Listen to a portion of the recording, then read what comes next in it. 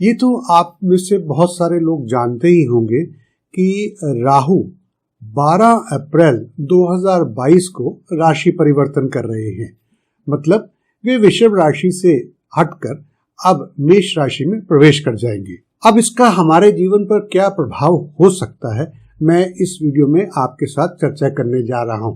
नमस्कार दोस्तों, मैं हूं आपका एस्ट्रोलॉजर संदीप कटारिया और स्वागत है आपका आप ही के चैनल पर। राहु का मानव जीवन पर क्या प्रभाव पड़ेगा, क्या उथल पुथल होगी या कुछ नई टेक्नोलॉजी आने वाली है, ये सब विषयों पर हम विस्तार से चर्चा तो करेंगे, परंतु जो लोग और ज्यादा इंटरेस्टेड हैं तो उनके लिए मैं थोड़ा सा समय लेकर बताना चाहूंगा कि ये गोचर, ये ट्रांजिट क्या होता है, इसको हम एस्ट्रोलॉजर्स इतना महत्व क्यों देते हैं। देखिए, संक्षेप में जीवन गतिशील है। कोई व्यक्ति ये नहीं कि सुबह से लेकर शाम तक एक पेड़ के नीचे ही बैठा रहता है। नहीं, हम सब हरकत करते हैं, आते हैं, जाते हैं, उठते हैं, बैठते हैं, खाते हैं। उसी तरह से पृथ्वी भी निरंतर अपनी धुरी पर घूमती रहती है और सूर्य के चारों तरफ चक्कर लगाती है। और अगर हम ब्रह्मांड में देखें, वहां पर हम पाएंगे कि नवग्रह, यहाँ पर मैं ग्रह शब्द यूज कर रहा हूं, प्लैनेट्स नहीं, कि नवग्रह जिनका हम उपयोग करते हैं ज्योतिष में गणना के लिए, वे भी चक्कर लगाते रहते हैं। अब इस चक्कर को मैं थोड़ी सी मैथमेटिकल लैंग्वेज में बोलूं तो ये 360 डिग्री का चक्कर है। अब अगर इसको 12 भागों में डिवाइड कर दिया जाए तो हर भाग हमें मिल जाएगा 30 डिग्री का, और 30 डिग्री का एक ज़ोडिएक साइन होता है। तो इसलिए जब एक प्लैनेट 30 डिग्री चल देता है और जब अगले सेगमेंट में आता है तो हम कहते हैं इन्होंने गोचर में राशि परिवर्तन कर लिया। अब हर ग्रह की अपनी अपनी गति होती है।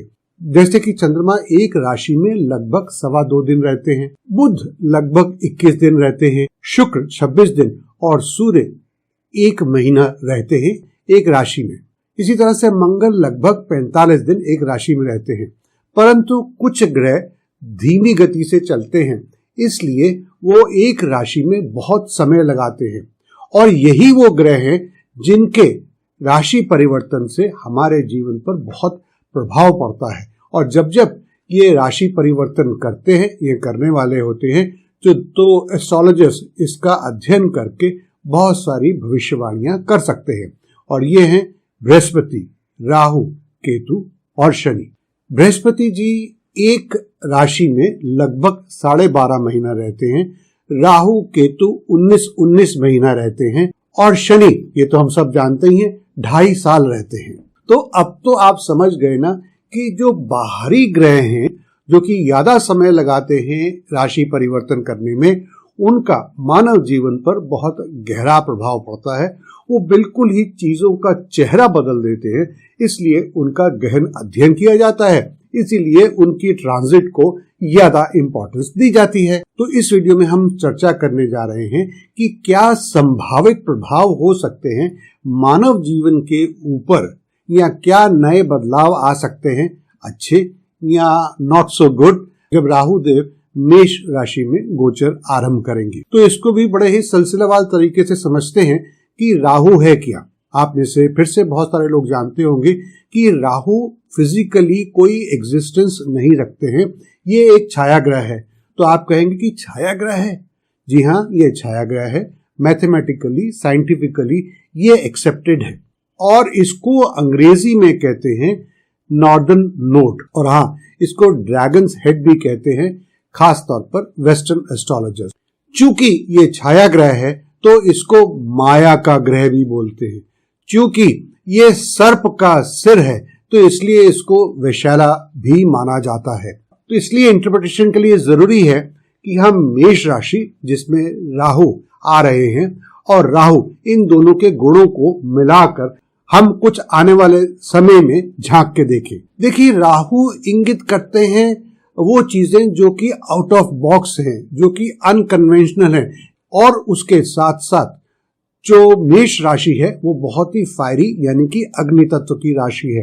तो इसलिए हम ये कह सकते हैं कि राहु के मेष राशि में आने से राहु बहुत बलवान होंगे और बहुत एग्रेसिव हो जाएंगे। अब इसके क्या क्या असर हम पर आ सकते हैं, आइए एक एक करके देखते हैं।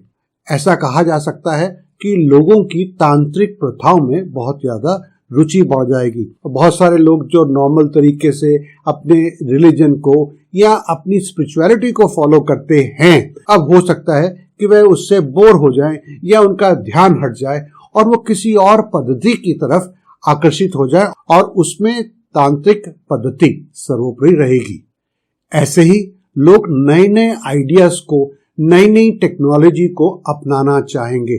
उनको ये परवाह नहीं है कि ये चीज पहले ट्राई की जा चुकी है कि नहीं, इसके कोई साइड इफेक्ट्स होते हैं या नहीं, लोग बहुत ज्यादा उत्साहित होंगे नई चीजों को ट्राई करने के लिए। इसी के साथ ही हम कह सकते हैं कि टेक्नोलॉजी में खास करके आर्टिफिशियल इंटेलिजेंस और मेडिकल टेक्नोलॉजी जिसमें कि एंटीवायरस ड्रग्स शामिल हैं, उस क्षेत्र में बहुत बढ़िया प्रगति होगी। जैसे कि ड्राइवरलेस कार्स का प्रचलन बढ़ सकता है। उसी तरह से हो सकता है कि हमारे देश की या विदेशों की लेबोरेटरीज बहुत बढ़िया एंटीवायरस, खास तौर पर जब कोरोना का समय चल रहा है, एंटीवायरस ड्रग्स को डिस्कवर करे, डेवलप करे। रक्षा और हथियार यानी कि defence technology and weapon system आदि क्षेत्रों में बहुत तेजी से तरक्की हो सकती है। खास करके आर्मी या मिलिट्री के हाथों में बहुत ही जबरदस्त घातक और मारक क्षमता वाले हथियार आ जाएंगे। अंग्रेजी में बोलूं तो the fire power will become more lethal. Defence क्षेत्र की बात करें तो हम ये उम्मीद कर सकते हैं कि जो एयर फोर्स है या जो हवा में चलने वाले वाहन हैं, यानी कि एयरक्राफ्ट्स हैं, हेलीकॉप्टर्स हैं, ड्रोन्स हैं, इसमें भी बेहतरीन तरक्की देखी जाएगी और इनकी मारक क्षमता में भी बहुत वृद्धि देखी जाएगी। इसलिए मैं प्रार्थना करूंगा कि कभी भी किसी भी देश की आर्मी या एयरफोर्स ऐसे मारक और घातक हथियारों का इस्तेमाल मानवता के विरुद्ध कभी ना करे। आइए अब कुछ और इंटरेस्टिंग पॉसिबिलिटीज देखते हैं। लोग अपने आप से सेल्फ ऑब्सेस्ड हो जाएंगे, यानी कि अपने आप को और ज्यादा बेहतर देखना चाहेंगे। खास तौर पर यह हो सकता है मेष राशि के जातकों के साथ।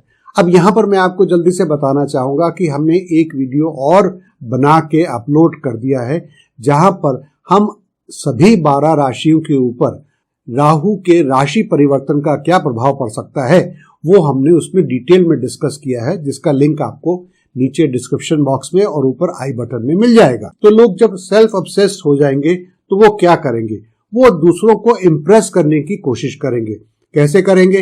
वो हो सकता है बॉडी बिल्डिंग करना शुरू करे, बहुत ज्यादा जिम में मेहनत करके एक बहुत ही सुंदर बॉडी तराशे, अपनी डाइट पर ध्यान रखेंगे वगैरह वगैरह।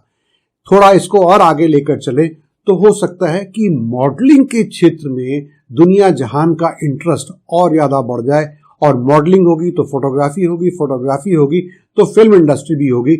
यहाँ पर लोगों की रुचि पहले से बहुत अधिक बढ़ जाएगी। पर जब सेल्फ ऑब्सेशन की बात करते हैं, यानी कि अपने आप से प्यार और दूसरों को प्रभावित कर पाने की क्षमता को पाना, इसको लेकर हो सकता है कि बहुत सारे साइकोलॉजिकल इश्यूज हो जाएं और साइकोलॉजिस्ट की दुकान खूब अच्छी चल पड़े।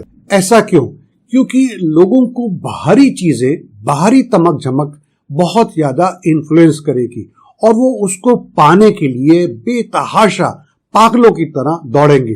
पा लेंगे तो भी असंतुष्ट रहेंगे और ना पा पाएंगे तो असंतुष्ट होंगे ही होंगे। अब ये विशेष रूप से मेष राशि और धनु राशि के जातकों के साथ हो सकता है। एक बार फिर से मैं बताना चाहूंगा कि अलग अलग राशियों के जातकों के ऊपर राहु के राशि परिवर्तन का क्या प्रभाव पड़ेगा, उसके लिए अलग से वीडियो है जिसे आप जरूर देखें।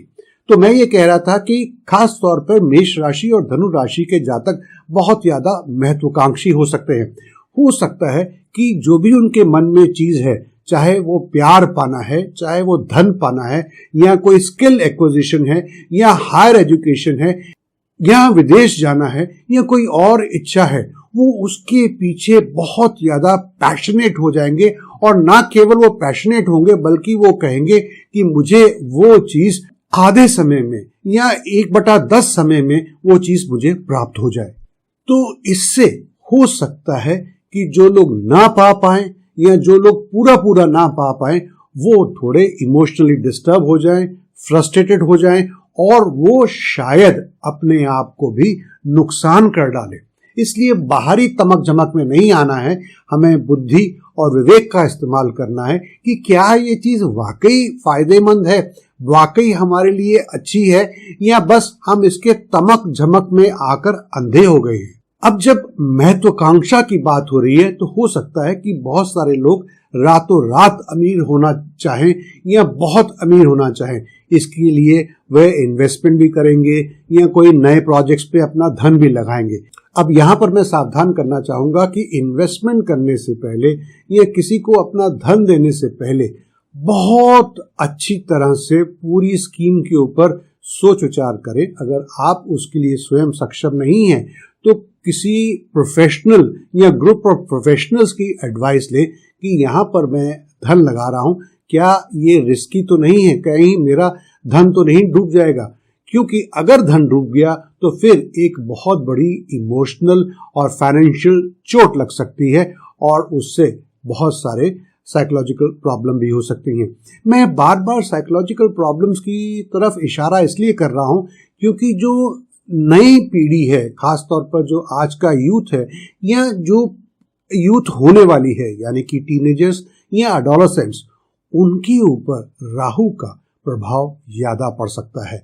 इसलिए उन्हें और अधिक सावधान रहने की आवश्यकता होगी। थोड़ा और आगे चलते हैं तो ये भी मुमकिन है कि अगले 1.5 साल कुछ ऐसे लोगों का समुदाय बन जाए जो पुराने और एस्टैब्लिश्ड नियम, कायदे, कानून उन सबको तोड़ना चाहें।